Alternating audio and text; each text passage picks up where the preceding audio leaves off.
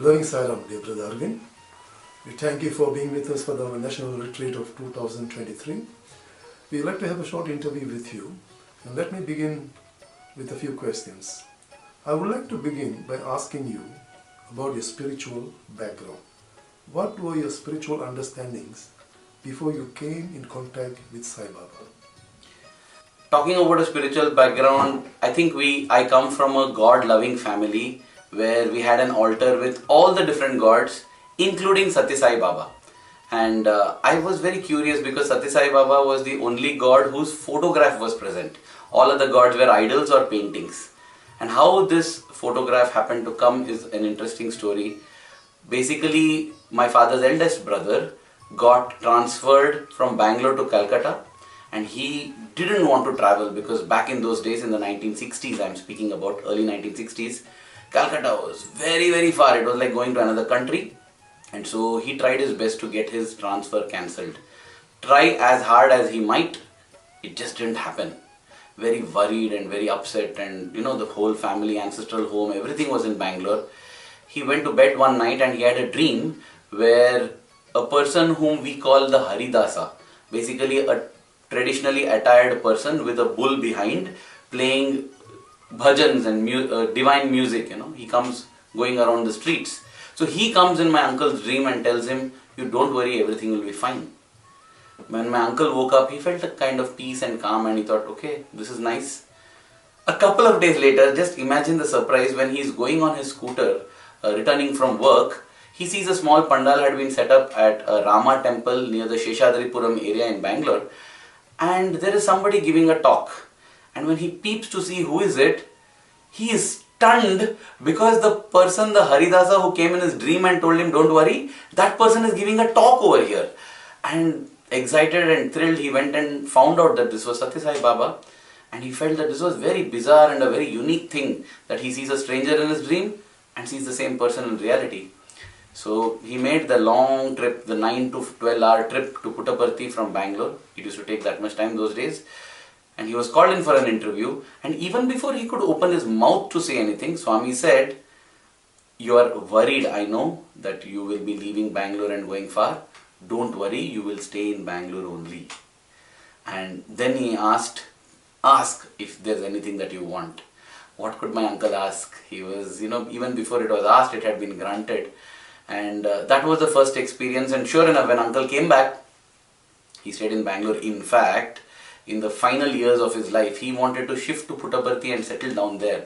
But as hard as he tried, he could not. He passed away also in Bangalore only. And that's why I feel that, we should be very careful what we ask God, because He will grant it. And that was how, my uncle became devoted to Swami. In fact, my father's thread ceremony was performed by Swami, and that photograph had come into our altar. So when I was born, I just was brought up into a family where everyone believed in God, and Sai Baba was also considered another god, and so it was a natural way of accepting for me. I didn't need any proofs or anything. Just as I accepted Ganesha as God, Shiva as God, I accepted Swami as God. Can you tell us about your first visit to see Sai Baba? What happened on it? Well, I don't vividly remember the first darshan, but I clearly remember things that happened before the first darshan. As I already said, Sai Baba's Swami's photo was in the altar, and when I became 5-6 years of age, this thing began to strike me that this is the only person that is there in the altar. The rest are all paintings or idols. So I asked my father, "Why are you keeping a person's photograph in the altar? What is so special about this person? How is a human being like this?" And my father said, "Who is he? He is the one who performed my thread ceremony." So I concluded that possibly he is a priest. And my next question to my father that developed over the next few weeks was, "Dad, what is so special about this priest? Why not the priest who performed my naming ceremony? Why not the photo of the priest who performed your wedding? Why are you keeping the photo of only the priest who performed your thread ceremony?" And that is when my father said, "No, he is not a priest. He is God." And my father just said it like that, and as I said, I just accepted it like that. And then he asked, "Do you want to see him?" I said, "Yeah, I want to see him." And my mother also said, "Ever since we got married, I've been asking him to take me there. Looks like you had to tell that." And so, after a long break, as I said, my father's thread ceremony was done by Swami, and He used to photograph Swami in the early 1960s and 70s in Vrindavan. Many black and white photos he has taken. But after that there was a lull, and we returned to Swami, say in 1988 or 89, when we went to Vrindavan and had the first darshan. I remember the darshans that I had, but as I said, I don't vividly remember the first darshan. But my first darshans were at Vrindavan and they were very beautiful. I felt so happy, especially the fact that I could give a letter to Swami. I used to very often write letters to him, and many times he would accept it. What is it about Sai Baba's teachings that appeals to you? The best thing I like about Swami's teachings is that it is very, very flexible and all-inclusive. You know, there are rules, there are things that Swami likes, but it is not rigid. Because it is not rigid, it doesn't make you very extremely conservative and inflexible, that makes it feel like a cult or anything like that. It is so flexible because just like, I feel this is the ultimate luxury in spirituality, because it's a personalized and tailor-made experience for you based on your strengths, your weaknesses. And I'm saying this with experience because I know the weaknesses that I possess, I still possess, and yet I know how loving Swami is. He knows how to egg me on and encourage me with my strengths so that I overcome my weaknesses. And it's such a personalized and customized path that he has made for me in my spiritual progress. And this is what I like about Swami's teaching. Though Swami says this is what it is, it is not like if you don't do it, you're an outcast, you're unforgiven. No. Very, very loving, very, very flexible, and he says, if you need me, you deserve me. All you need to do is need Swami.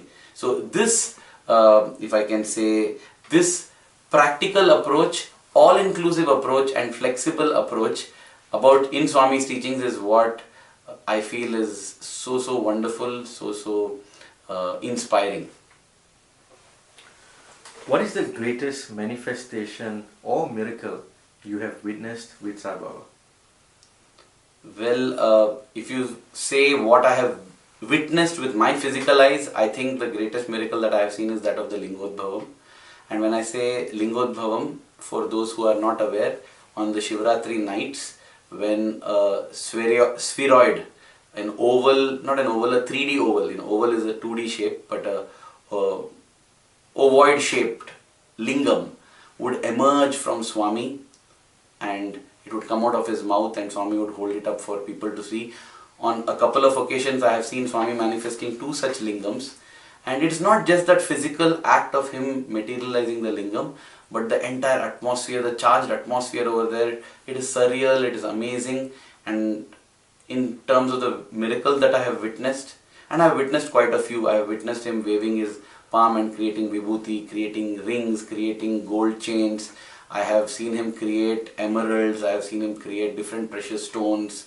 So there have been quite a few things that I have witnessed, but I feel the one very special for me is this Lingodvam, which is a public miracle. Of course, the other miracle that has been recorded on camera is Swami manifesting infinite amount of vibhuti from a small empty pot to do abhishekam to a silver Shirdi Baba idol, that also during Shivratri and Dasara. But that I have not witnessed with my eyes, but I find the video equally thrilling and amazing. But yes, with my own eyes, the most thrilling miracle that I have witnessed is that of the Lingodbhavam. Brother Arvind, you have been involved with Radio Sai for so many years, especially as content creator. Can you please tell how it all began? Now this question, I think I can answer it for possibly 4 hours or 40 minutes. I'll try to answer it in 4 minutes, cutting a very, very long story short, a story that's very, very close to my heart. But basically my mother had built it in me that come what may, don't leave Swami. And my experiences as a school student and a university student made it very clear that I want to stay with Swami only as whatever it is that is needed. And that was the reason why I did MBA. Actually, if you look at my career, so-called career or academic path, it's been BSc in Biosciences, MSc in Chemistry, then MBA in Marketing. You will wonder what is the connection. The only connection is that I wanted to stay with Swami as long as possible. And I tried to keep hinting to Swami that I am from Puttaparthi and I want to stay in Puttaparthi with him always. I wanted to always be with him. Even as early as my 10th grade, when I got a chance to speak in Swami's presence, while everyone had coached me that when you get an opportunity to talk to Swami, ask him for an admission in his school, I must say that it was Swami's infinite love and grace that when the opportunity actually came, instead of asking him, Swami, please give me a seat in your school, I actually told him, Swami, please keep me with you always. So I think that was somewhere inbuilt in me that I wanted to be with Swami, and with an overwhelmed heart I say it is Swami's immense love and grace that he allowed it, that the sequence of events were such that precisely the year when I graduated out of MBA, that was the time when Professor G. Venkatraman, a great servitor of Swami, a great Karma Yogi, a Padma Shri awardee recognized by the government of India as one of the foremost citizens of the great nation of Bharat. Swami had picked him. He is the only personally hand-picked director of Radio Sai who took care of Radio Sai lovingly and nurtured it for almost say from 2001 to 2015. And whatever Radio Sai has achieved today and it continues to achieve, I must say, primary reason is Swami, second reason is Venkatraman sir. Everybody else, everything else is only incidental. So he was also looking out for students to join.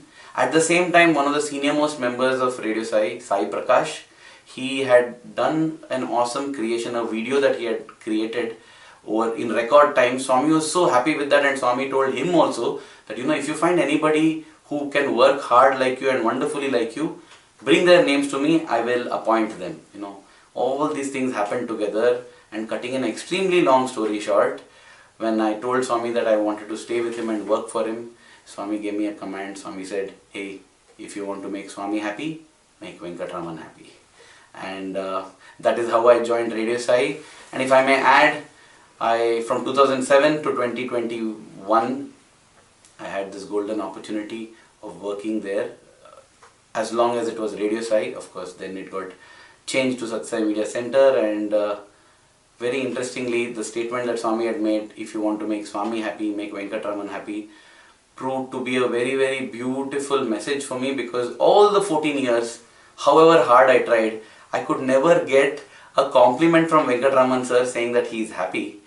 And when I was in this last bit of dilemma on whether I should resign from Radio Sai or not, because I had received multiple indications from Swami, when I actually went to Venkatraman sir, I thought I will tell him that I am resigning and take his views on it, his final views, or not take his views.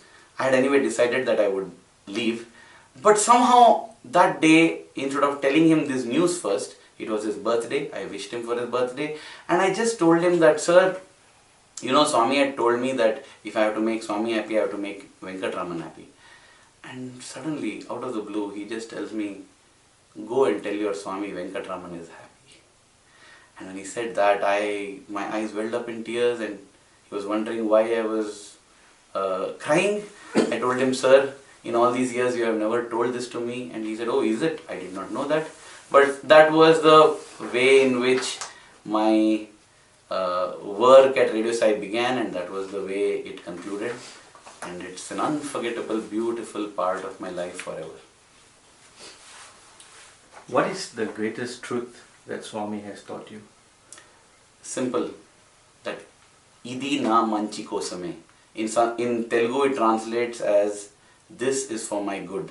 The greatest truth that Swami has taught me, and which has held me in good stead in times of great joy, times of great success, as well as times of great sorrow and times of great failure, is that this is for my good. Everything that happens is for my good. Brother Arvind, after having met and interacted with many of the New Zealand Sai young adults, what would be your recommendations on how the Sai young adults of New Zealand should proceed? Well, I must say it's been such a wonderful experience meeting the young adults in New Zealand. If you see in terms of quantity, you may say there are about 15 or 20 or 25 of them. But the immensity of love they have for Swami, it is so inspiring, so motivating. Each person there, plays the harmonium, plays the tabla, plays the guitar. Each one plays 3, 3, 4, 4 instruments. And I feel they are such perfect instruments of Bhagwan. I realized that New Zealand is a sparsely populated country and the cities are spaced far apart, and people, it's a very, very flat country. You don't find many skyscrapers, and because people live far apart. And having been here just in a week, I realized how difficult it is to participate daily in any bhajan or seva or whatever. It is so tough. Despite all of that, I find these youth coming forward. It's great. It's very motivating. I just feel that the youth, when they come together, I had 2 opportunities to sit together, 20 of us singing bhajans. It's so charging. I feel that though the youth cannot do many things possibly, if you can't do 10 things in a month, do 3 things in a month, but do it together. However hard it may be, logistics, whatever, come together and do it.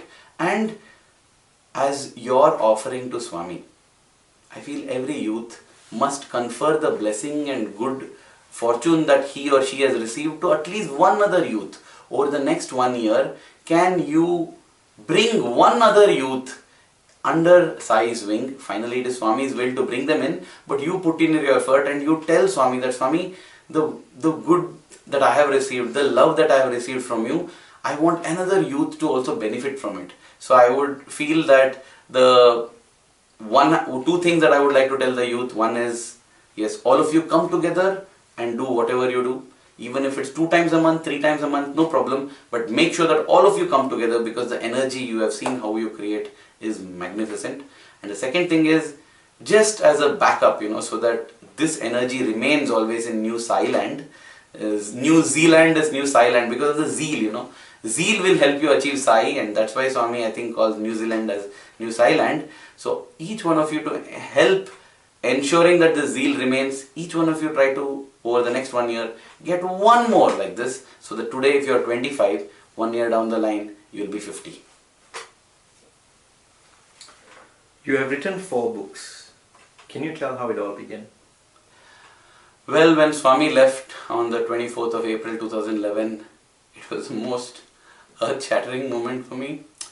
I don't think any time in the past before that I had felt such sorrow, nor in the future after that I have ever felt such sorrow. And I don't think till the end of this life I will ever feel such sorrow. It felt like such a big void. I was used to seeing him every day and I just didn't know what to do. Even now when I just speak of that, I seem to tear up, but back then I used to cry a lot. And in order to relieve myself of that sorrow, relieve myself of that vacuum, that void, I began to relive the experiences with him. Somehow it was Swami's blessings that each and everything related to him, anything that he spoke to me, anything that he interacted with me, and any interaction that happened in my presence when I was seeing, even if it's with somebody else, I would note down in my diary. Even now I have about 12 to 13 diaries of all the things recorded there. And of course from 2007, 2008 onwards, my diary shifted online to Google Documents, where I have typed and kept everything. I would relive that, and while reliving it I began to write blogs. And having written the blogs, when I showed it to my wife, my mother, they said it's so beautiful, it reminds them of Swami.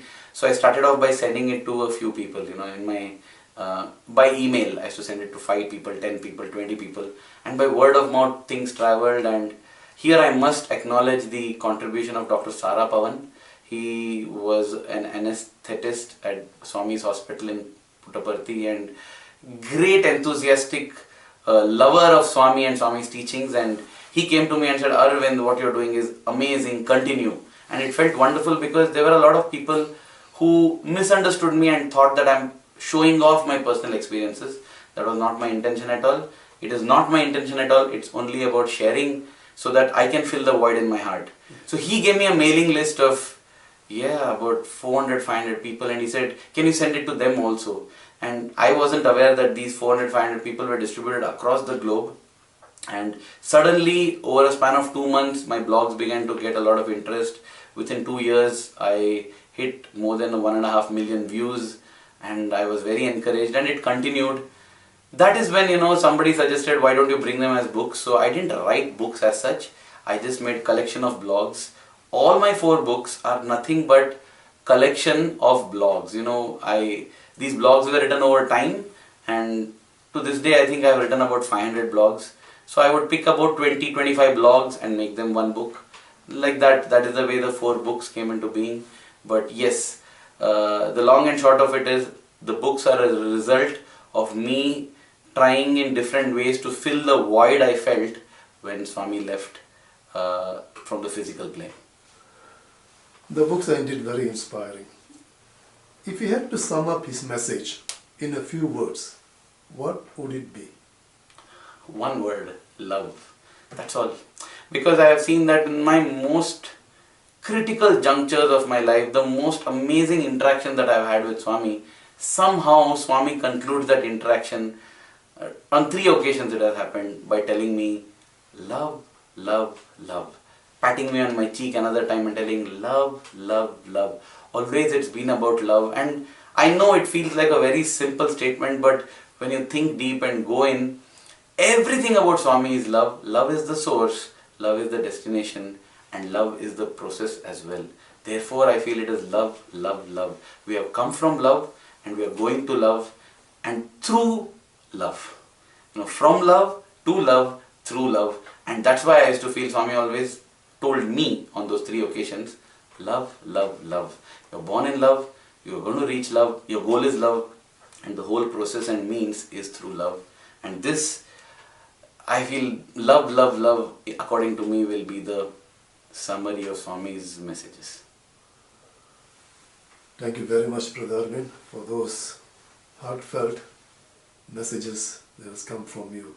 We deeply appreciate you, and we wish you a very, very safe journey back to your home. Sai. Thank you, Sai Ram.